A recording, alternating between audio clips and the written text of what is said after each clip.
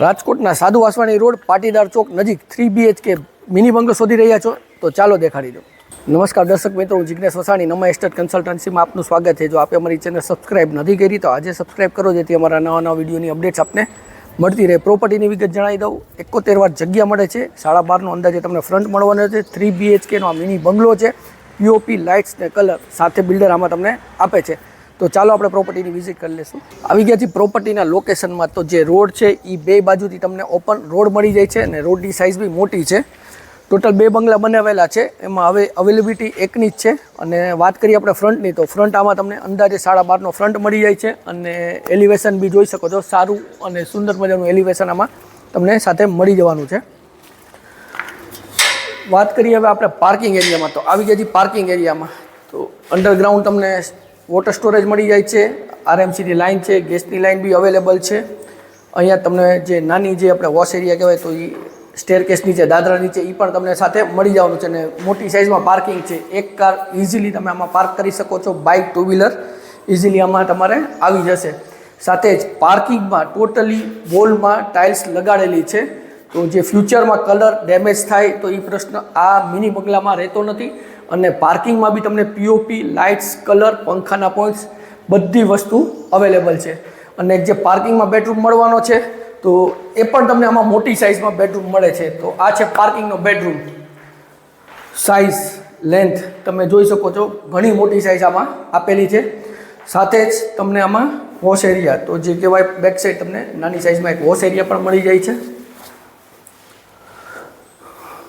આમાં તમને એક અટેચ ટોયલેટ બાથરૂમ મળી જવાનું છે।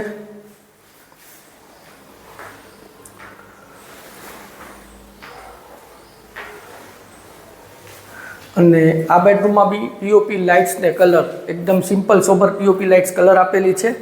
અને પાર્કિંગ એરિયામાં જે વિન્ડો પડે છે તો હવા ઉજાસ એર સર્ક્યુલેશન માટે બેસ્ટ વસ્તુ કરેલી છે। તો આપણે જોયું ગ્રાઉન્ડ ફ્લોર, હવે આપણે ફર્સ્ટ ફ્લોરની વિઝિટ કરશું। તો ચાલો મારી સાથે। તો આવી ગયા છીએ આપણે ફર્સ્ટ ફ્લોર ઉપર। તો તમને જે મોટી સાઇઝમાં બાલ્કની મળી જાય છે, SS રેલિંગ ને ટફન ગ્લાસવાળી તમને જે રેલિંગ છે એ પણ સાથે મળી જવાની, ને સાઇઝ ઘણી મોટી છે। જે ફ્રન્ટ આપ્યો છે, જે મિની બંગલો આપણે કહી શકીએ, તો એ પ્રમાણે બાલ્કની મોટી મળી જાય।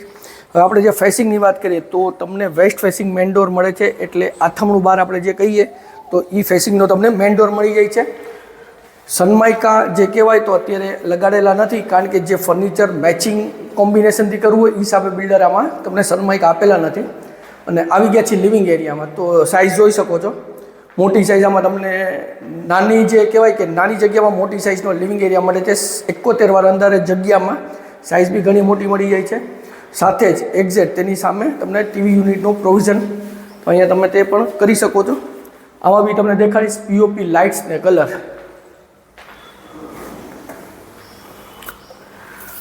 ને જે વિન્ડોઝ, તો તમને રોડ સાઈડની આ એર સર્ક્યુલેશન માટે વિન્ડોઝ મળી જાય છે। હવે વાત કરીએ આપણે ડાઇનિંગ સ્પેસની, તો અહીંયા તમે ઇઝીલી 4 સીટર ડાઇનિંગ સ્પેસ મૂકવું છે તો કમ્ફર્ટેબલ રહેશે, એકદમ આરામથી તમે અહીંયા રાખી શકો છો। એક્ઝેક્ટ તેની બેક સાઈડ તમને સ્ટોરેજ માટેની બી જગ્યા મળી જાય છે, અને એમાં તમને કટેજ સાથે ટોયલેટ મળી જવાનું છે।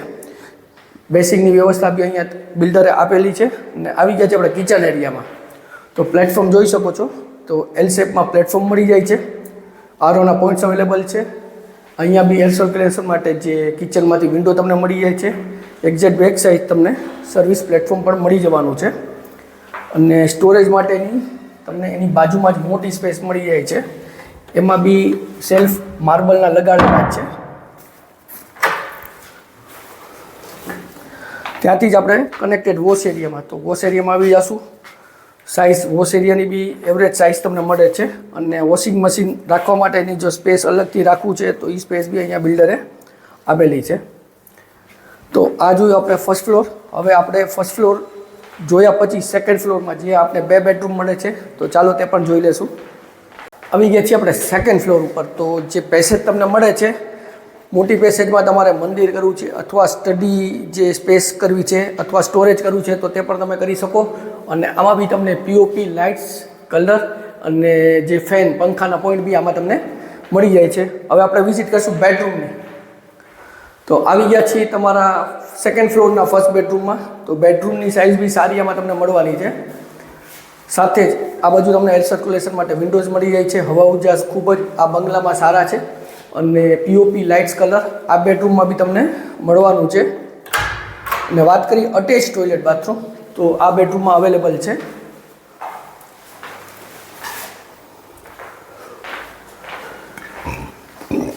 તો આપણે જો સેકન્ડ ફ્લોરનો ફર્સ્ટ બેડરૂમ, હવે આવી જશું આપણે સેકન્ડ ફ્લોરના સેકન્ડ બેડરૂમમાં. તો આ માસ્ટર બેડરૂમ કહી શકીએ. આની બી સાઇઝ મોટી મળવાની છે. તો સ્પેસ ઘણી સારી છે. સાથે જ તમે પીઓપી લાઇટ્સ કલર જોઈ શકો છો. તો જે કહેવાય કે સિમ્પલ સોબર અને પાર્ટીશનવાળી પીઓપી લાઇટ્સ તમને આમાં મળે છે. અને આમાં બી તમને અટેચ સાથે ટોયલેટ બાથરૂમ મોટી સાઇઝનું મળી જવાનું છે.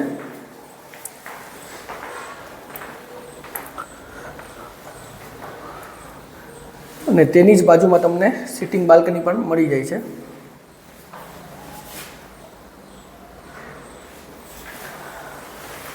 તો આપણે જોયું સેકન્ડ ફ્લોરના 2 બેડરૂમ. હવે જે આપણે ટેરેસ ઉપર તમને નાની સ્પેસ જે મળવાની છે, જે આપણે સ્ટોરેજ માટેને યુઝ થતી અથવા સ્ટડી ટેબલ કરી કે યુઝ કરવી છે, તો એ બી આપણે જોશું. તો ચાલો મારી સાથે. આવી ગયા છીએ આપણે ટોપ ફ્લોર ઉપર, લાસ્ટ ફ્લોર, જ્યાં અહીંયા બી તમને એક પેસેજની સ્પેસ મળી જવાની છે. અને સાથે 2 ટેરેસ તમને ઓપોઝિટ સામે 2 ટેરેસ મળવાની છે. તો આ છે તમારો ટેરેસ એરિયા.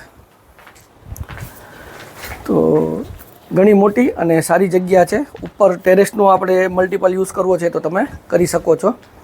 અને સાથે સામેની સાઈડ તમને એક બીજી ટેરેસ મળે છે. તો ચાલો એ બી આપણે જોઈ લઈશું. તો ફ્રન્ટ સાઈડમાં તમને ટેરેસ મળે છે.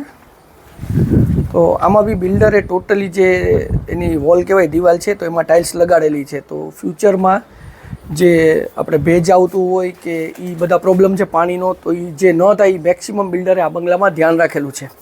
અને સાથે જ એસીનું જે પાઇપિંગ છે, તો એ બી નીચેથી ઉપર સુધી જે આપણે ડક મૂકવાના છે, તો એનું પ્રોવિઝન એડવાન્સમાં બિલ્ડરે કરેલું છે આ બંગલા માટે.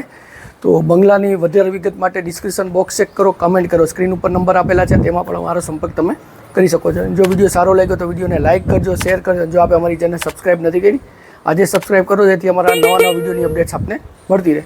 હું જિગ્નેશ વસાણી રજા લઉં છું. ફરી મળશું નવા વિડીયો સાથે. ત્યાં સુધી જય ભારત.